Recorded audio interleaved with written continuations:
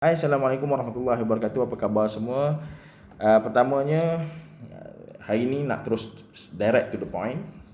Hal-hal yang berkaitan dengan pada tarikh 2 hari bulan 10 2020 berlakulah satu keputusan mengejut daripada kementerian, sebuah kementerian untuk tidak membenarkan pelajar-pelajar lama untuk duduk di kolej pada hari pendaftaran. Maka ini adalah yang berlaku pada tarikh 2 hari bulan 10, tarikh yang diberi oleh Kementerian Pengajian Tinggi untuk membenarkan kembali pelajar-pelajar di seluruh Malaysia, terutamanya mahasiswa universiti, untuk kembali mendaftar pelajar-pelajar lama ni untuk sesi ataupun semester yang baru.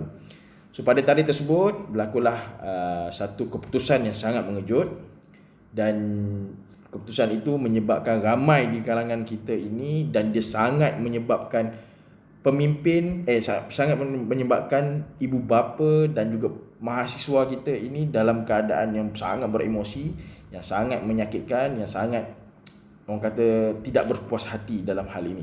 So dalam video ini, apa yang saya nak terangkan, apa yang dah berlaku dan apa reaksi pelajar-pelajar atau mahasiswa-mahasiswa kita ketika berhadapan dengan perkara inilah. Saya ambil satu contoh, seorang pelajar daripada sebuah universiti di pantai timur.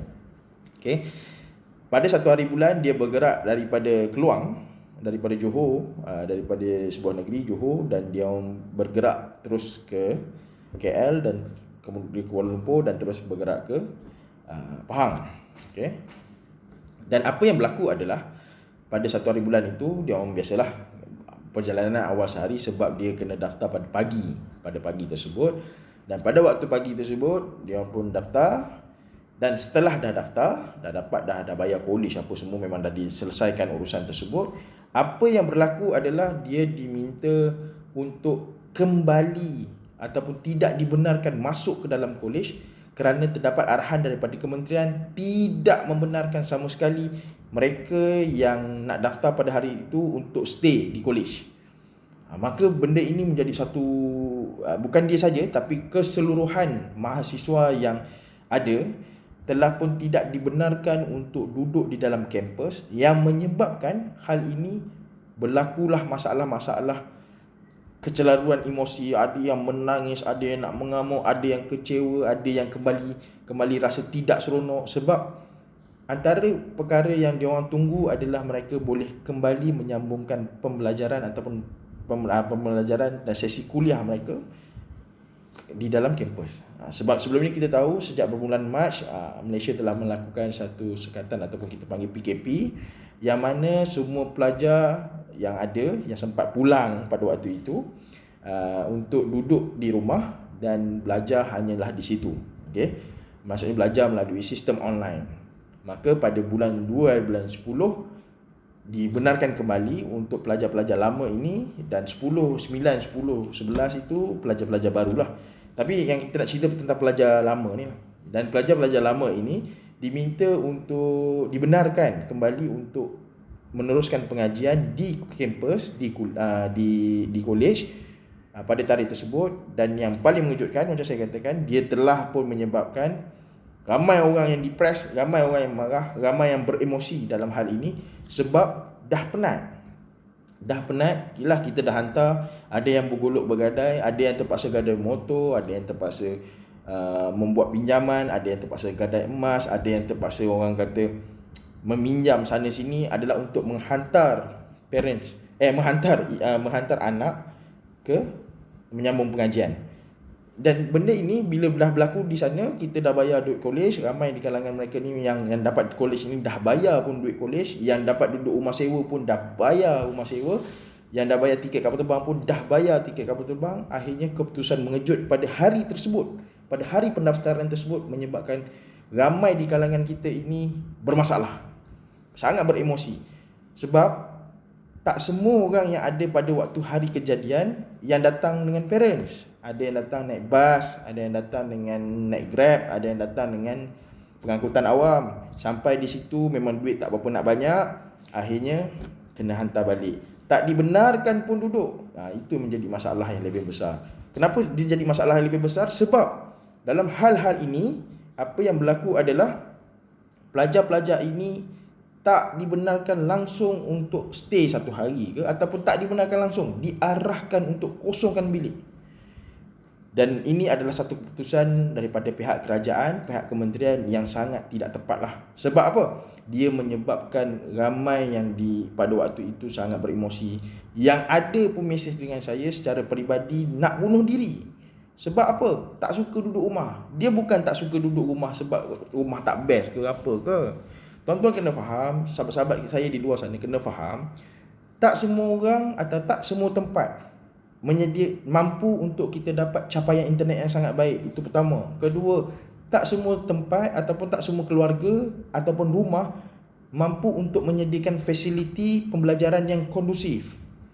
Sebab contoh kondusif ni, sebab dia besar kan, kondusif ni ada orang yang terpaksa bekerja sebab dekat rumah ni dia ada banyak tanggungjawab, ada banyak tanggungan untuk dia uruskan, untuk dia fokus dengan kelas, dan akhirnya untuk dia fokus dengan kelas online, dan dia kena fokus kepada tugasan di rumah, menyebabkan suasana kondusif itu tidak ada.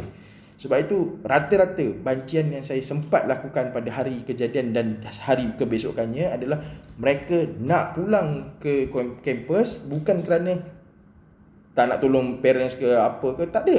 Dia orang cuma nak perlukan satu suasana yang kondusif, dapat bertemu dengan lecturer, dapat bertanya secara direct, dapat orang kata melakukan tugasan dengan baik, dapat berjumpa dengan sahabat andai untuk bertukar-tukar fikiran dan juga sebagainya. Sebab pembelajaran terutama sekali mahasiswa kita yang berada di luar bandar, capaian internetnya tidak baik, capaian internetnya tidak laju, capaian internetnya tidak bagus. Okey, sebab itu ramai di kalangan kita ini apabila bersungguh-sungguh untuk pulang kembali ke kampus, akhirnya tidak ada. Akhirnya bila dihalau ataupun tak dibenarkan untuk kembali setelah dah sampai, dah daftar, tak dibenarkan kembali, maka ini worst. Ini adalah perkara yang paling menyakitkan. Ada di kalangan kita ni, kalau kita baca, sampai yang jual motor. Ada yang di kalangan kita ni parents yang terpaksa bergolok gadai untuk memastikan anak ni dapat sambung, kemudian nak kena tanggung balik kos dia balik ke rumah. Itu kan masalah-masalah. Ada satu mahasiswa saya yang saya sempat untuk bukanlah temu ramah, kita borak-borak santai kan. Dia kata, "Coach, saya masa disuruh pulang kembali tu, dalam dompet saya ni cuma ada RM43 saja. RM43 saja, dan saya tak tahu nak stay kat mana, saya tak tahu nak duduk kat mana."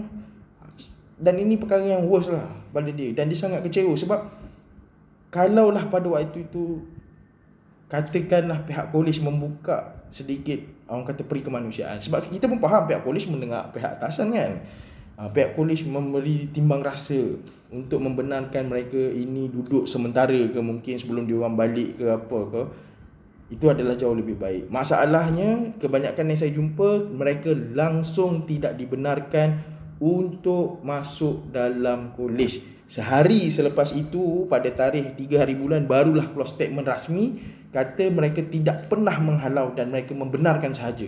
Sedangkan hari kejadian yang saya dapat tahu, dan ini secara live yang saya dapat dengar daripada beberapa parents, mereka tidak dibenarkan untuk duduk. Jadi statement ini sangat bercanggah.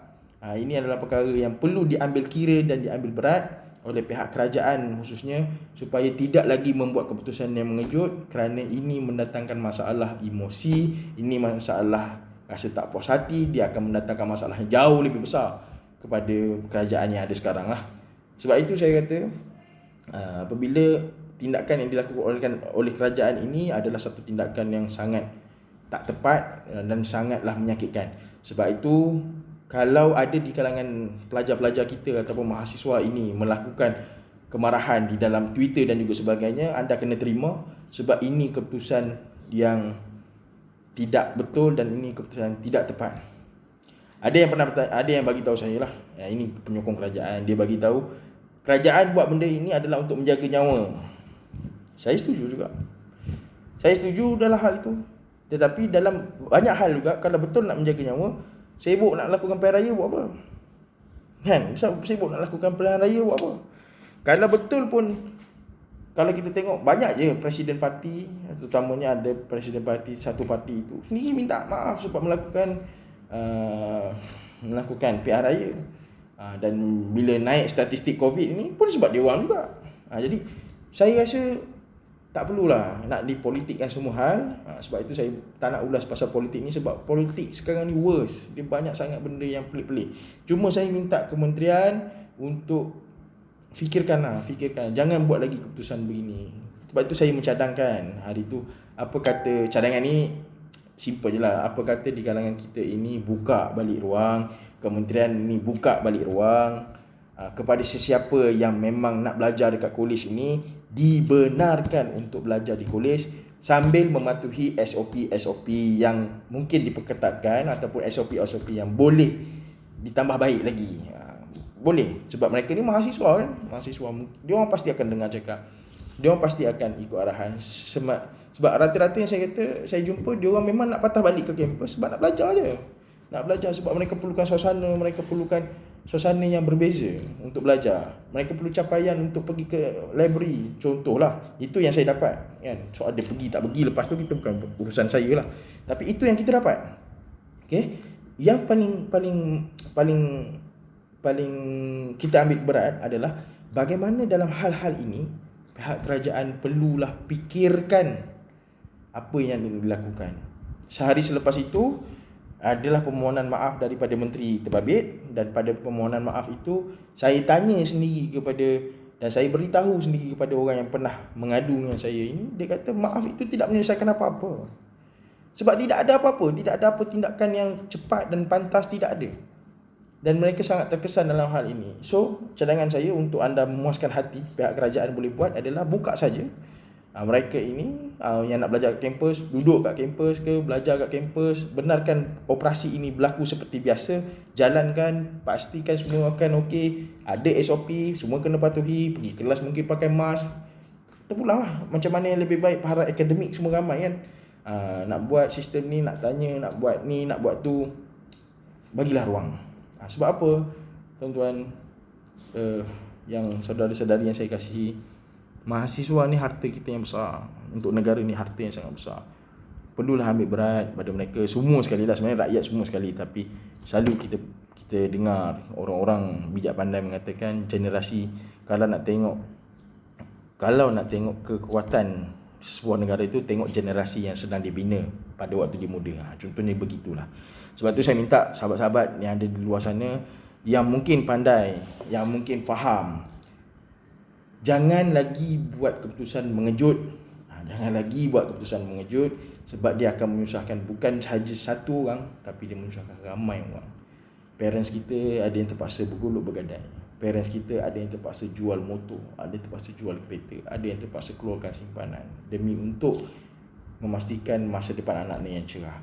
Yang terpaksa berkorban sana sini, yang terpaksa meminjam saudara mara, adik-beradik, hanya untuk memastikan anak-anak mereka ini dalam keadaan baik untuk menerima pembelajaran. Sebab itu saya kata bukalah ruang.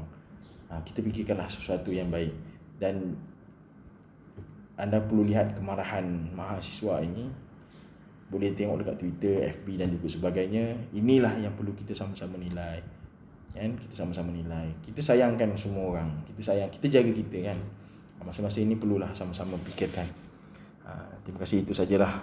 Saya banyak lagi, saya takut saya terlepas banyak lagi perkataan-perkataan yang tidak sepatutnya. Okey, tuan-tuan, kita jumpa lagi insya-Allah. Assalamualaikum warahmatullahi wabarakatuh.